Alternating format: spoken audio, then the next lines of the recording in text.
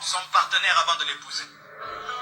Comment tu peux épouser une femme, tu ne l'as pas goûté? Est-ce que tu sais que ça va marcher? Comment tu vas épouser un homme, tu ne sais pas s'il fonctionne? Il faut connaître sexuellement son partenaire avant de l'épouser. Comment tu peux épouser une femme, tu ne l'as pas goûté? Est-ce que tu sais que ça va marcher? Comment tu vas épouser un homme, tu ne sais pas s'il fonctionne?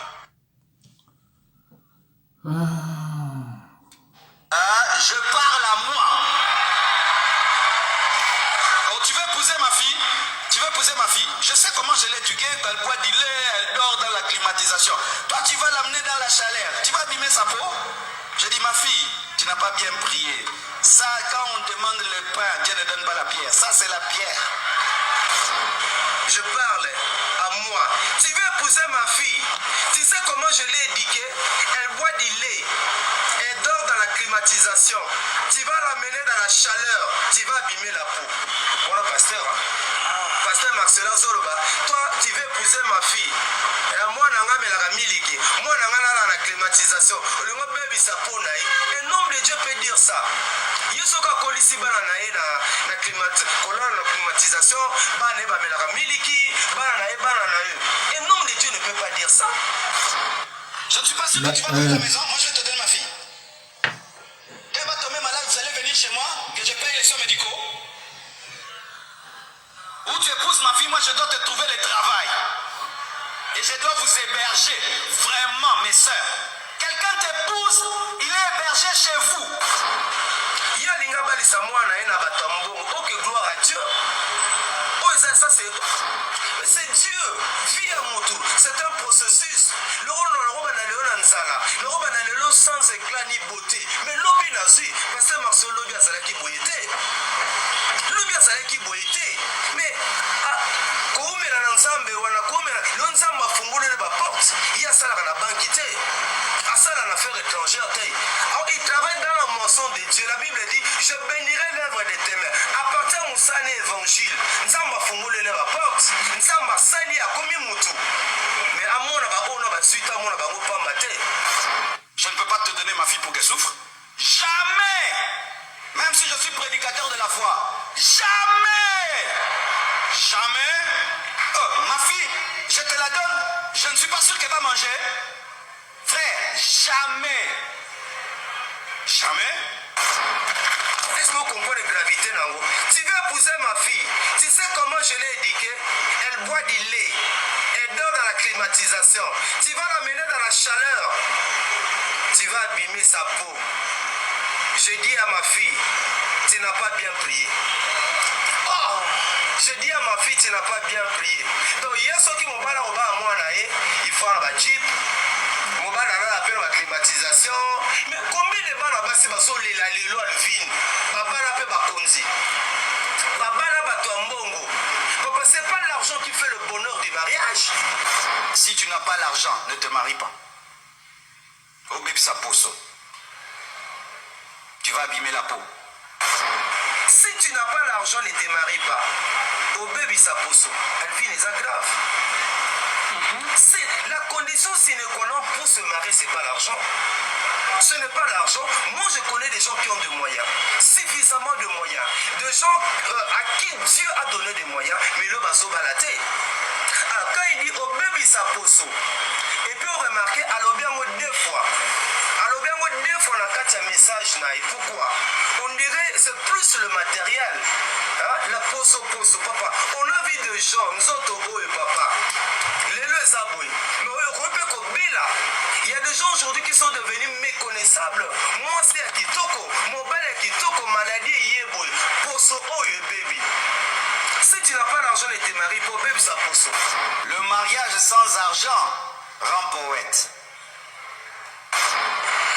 Au mon pasteur, c'est comme s'il met plus l'accent à eux autres frappés. Tu vas abîmer la peau. Les mariages sans argent rend poète. Bonsoir qu'évangile à pasteur. Toi dans le monde, frère, tu pouvais t'approcher de cette fille-là. Tu pouvais t'approcher de cette famille-là. Maintenant tu profites comme c'est l'église.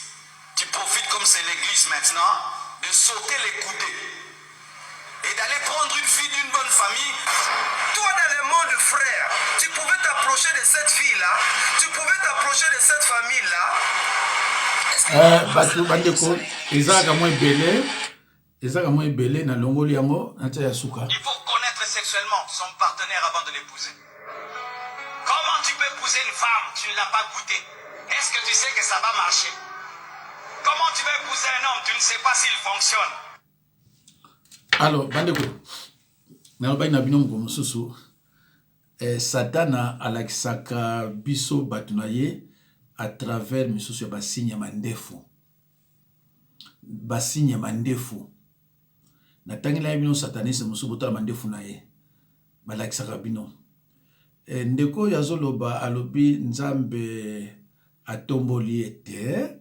Satape atombola kaka nzambe te. Muto ya uti na nzambe azala bo nzambe akote ya mateo ya te. Muto yazana bonzambe ya solo akote ya mateo yo ya oteate na lobai na bino na Jacques 3:1 na Jacques 3:1 elobi moto nyonso te abengami po te ya liloba na nzambe. Liloba na nzambe ezana bato yo na baponami bandeko siko muto amibengami pasteur bozo mona ina ba faute grave D3 kotala ke susute aza musala ya nzambe te kotala ke susute aza musala ya nzambe te parce que bino bo muto yo apitinla ngango na tuniye aze kolonini muto azo loba makaba we ya tuninga abi me d'après ya koza nati nani ngabi pona nga mutakote ya bwefo nga muluba ba répondre nga babi effectivement aza muluba babi effectivement c'est muluba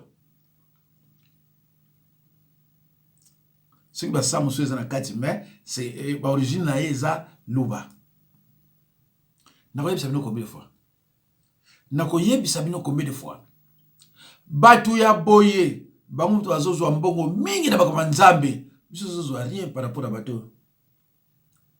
Naza mbali moko abenga ngai babana bomba mbongo na bona mal ba ona mwasi na ye. Mwasi yango azwi 5000 nyonso akopesa pa Marcelo na séminaire mobwe. Na c'est normal parce que bango ba sataniste, Marcelo c'est un sataniste. Bango ba sataniste ba bimisaka bazana loko ebimisaka batu mbongo même okangi yango ezo toucher motema kende kozwa tio kono zwango o tika pa na ye. Ko sebe ba 5000 ba 10000 za mabete. Mais oya bango ezana ndinga normalité. Ce que nous faisons en bien ou en mal, Satan et Dieu nous voient. Proverbe 15:3, Luc 12:2. Et belé babenga ki pasteur faux pasteur Marcelo pasteur. Mais Bible l'aime sur Luc 12:2, rien ne restera caché éternellement devant Dieu. Ndeko batu mosusu bobenga bomba frère. Mais pourquoi bobenga bomba pasteur? Et lo pisanga passer mwana. Marcelo alobi awa l'église catholique, c'est une salle d'attente pour aller en enfer. Pasteur a quoi blessé ma tout. Pasteur a quoi critiquer l'église ya baninga te. Ngana te ya kango, na te ya na formule mususu.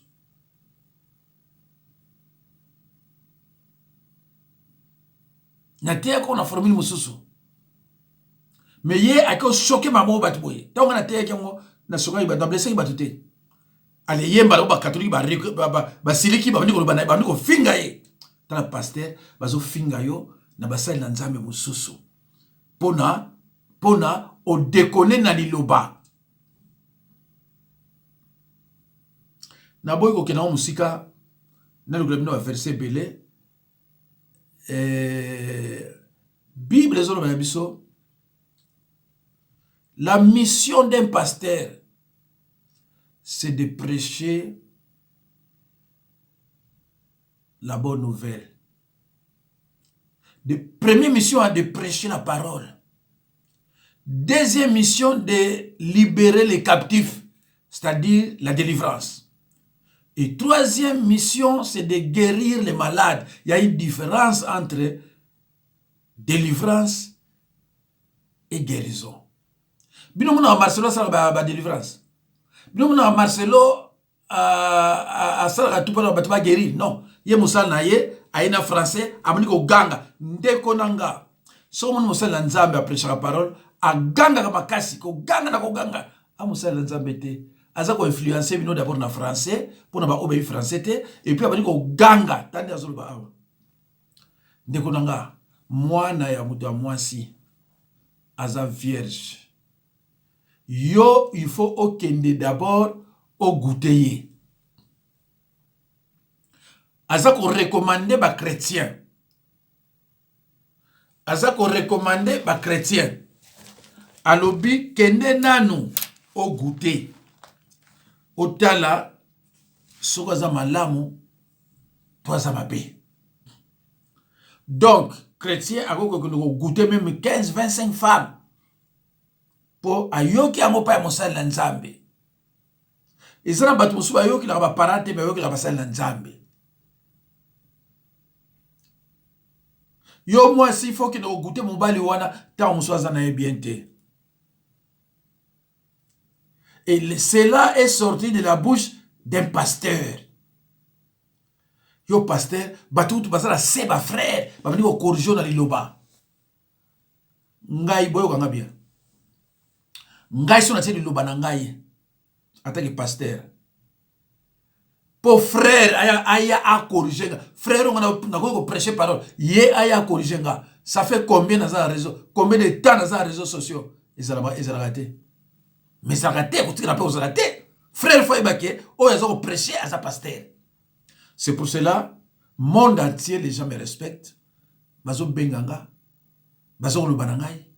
Bazo na mateya nanga. Bazo soma bakaye, bazana ba stylo. Ce n'est pas la vantardise, mais je vous dis ce qui est vrai. Moutoulet Marcelo, yozo benga pasteur, tala bilo bazoloba. Même moutou atangité a olobake non, oza musala nzambe. Tala bato bazo critiquer. Nel ba petit oyo bolandi bandeko bolandi ya ba émission wana. Bazo ba pasteur te. Pasteur ça n'importe qui te ou ba benga pasteur. Pasteur ça n'importe qui te. Asuki wana te. À quel côté matériel? Bible nous dit tout est vanité. C'est vanité. Moi c'est moi naye pour amener la miliki. Bambongo oyo bazui na makambo nzambe o bakina luka biloko mabe pa satana. Alobi yoza pauvre wa ubala mwana ete. Bato mbongo oba ila RDC basuka wapi. Oyo babana ko mona ke oui, iza biso na mokili oyo basuka wapi. Yo mutobenga kaye pasteur. Na chilo de video wana na banzi so continue ko benge pasteur, yo na yeboza bandoki ya ndenge moko. Ndeko nanga mateya elakisaka ke mutu aza mutu amisala mabe. Kaka ndenga zo teya ozo satire ke non. Mutu aza mutu amisala mabe. Nga tout le temps bato ya Londres baso benga papa na utuna na mateyo merci. Papa jamais okoyoka mateya nanga mutalandi yango azana ba regret. Okoponate nazana mosusu wa mundime oto komawa alandaki Bartimée a jeté son manteau, mais à ça se retrouver mais c'est pas possible. Moi si vous savez bien nga ça que papa ngande na yoki la kayango mais ndinga yango te na yoki lelo. Quand je prêche des paraboles dans la qui pasteur titulaire tout ça là qui fusion na batumo wa na bima. Quand j'ai prêché l'envoûtement ba foni mino. Et le jour où j'ai prêché la parabole, et toutefois, moi je prêche dans le ministère. bato bazosepela. Mais papa, oh, biso bien monté, biso bien monté. Alors, muta boye. Azako ganga. Azo gangi la bino.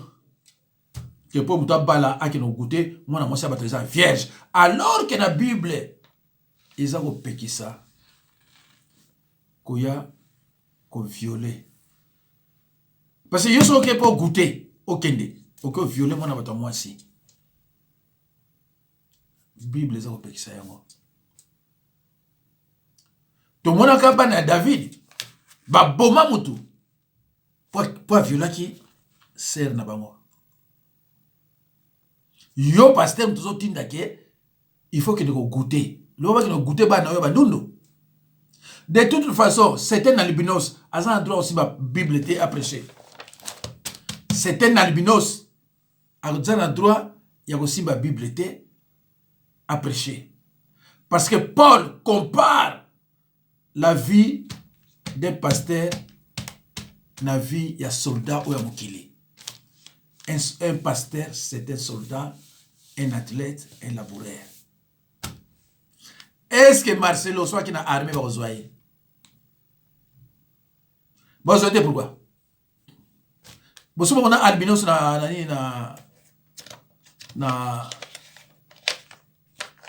albinos na armée. Vous savez, on a. Celui qui a un défaut corporel, s'il prêche la parole de Dieu, il va à la contre de notre doctrine.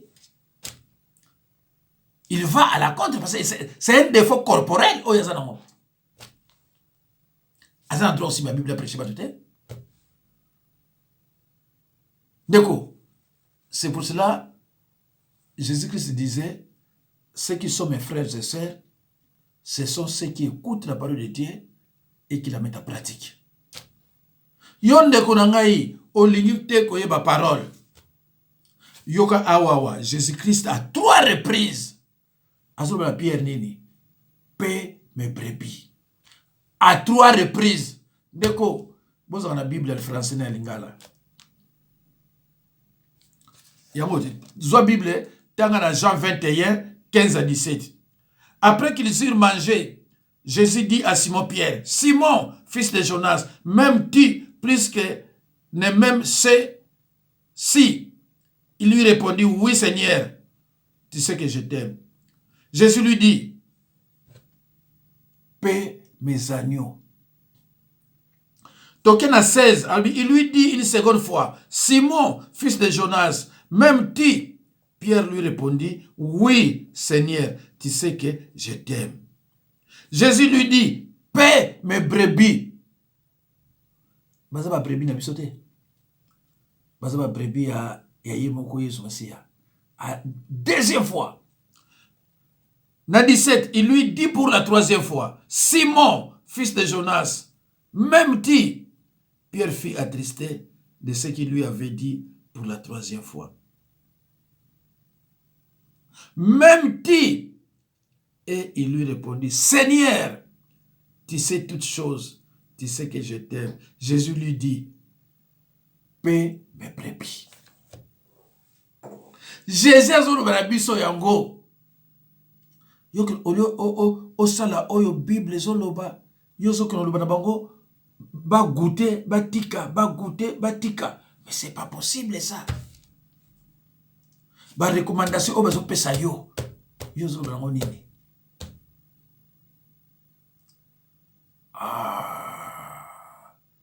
Bible n'aimait point le monde, ni les choses qui sont dans le monde. Ah, yo za passer le biloko na te. Yo za passer musala nza biloko na yo bien côté. Alors c'est regrettable quand même. Et puis biloko azoloba aucun verset biblique hein. Hein? Bande kunangai. Aucun verset biblique. Dikonanga comment ko tinda mwana yo wende kuna yo akelo sami la pa fou passer ti mabarselo yo. Aucun verset biblique, rien. Yamawa. Yamawa.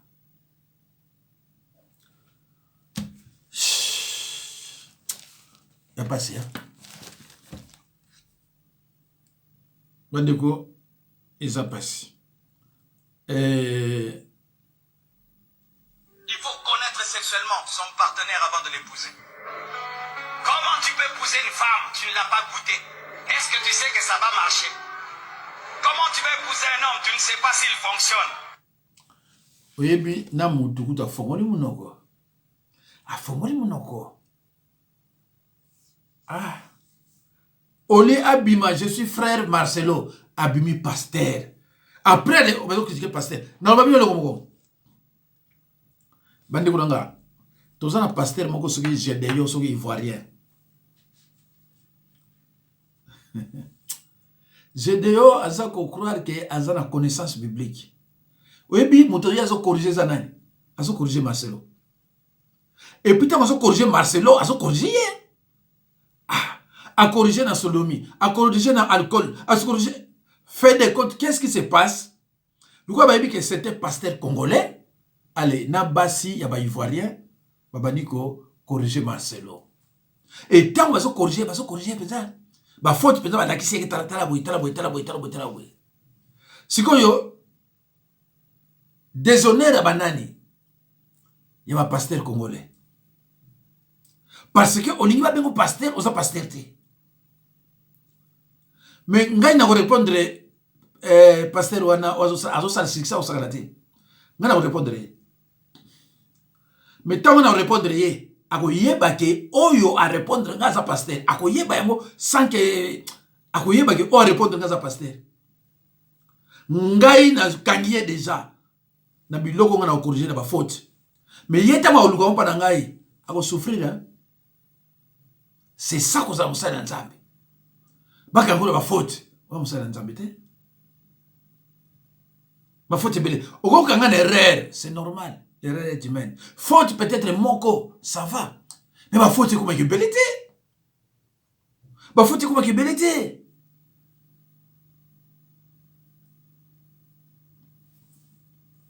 Alors, ceux qui n'ont pas la bino sous-souillé, n'ont pas la bino Marcelo na sodomie. Aïe, Marcelo, babimisi mwana muke na sodomie.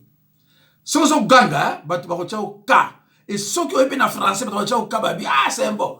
Po bino, moussa na bino, so moni, mouto alobi loko moko, et concordé net na yo. Oh, il faut pas là. Sinon, c'est l'impudicité, c'est ce que c'est en train de faire. Yo, yoki, achi yo na mutu. Yon moni bana basi bele bakuma, vaut mieux à bala bongo lobi a divorcé parce que suka bali a okina lola bacha bino na mutu que suko bali okina lola libale za yo yo mutu to memona lola et loko memona lola via sanctification ko yeba ko pardonner suko pardonner te okina lola okina lifelo voilà soko za na ndoki ku soko za na ndoki ils ont déjà tracé, hein, sur l'andoki, au Kénéno Pepele, ils ont tout que et le complication. Pepele, alors la découverte, na sukiwana, Nzambe apa molabino, na vidéo moko bato batindelinga, bato amboka pe bato misanga mingi, balingi toujours faut que moi loko moko glisser bango, alors que nazana na tikibino.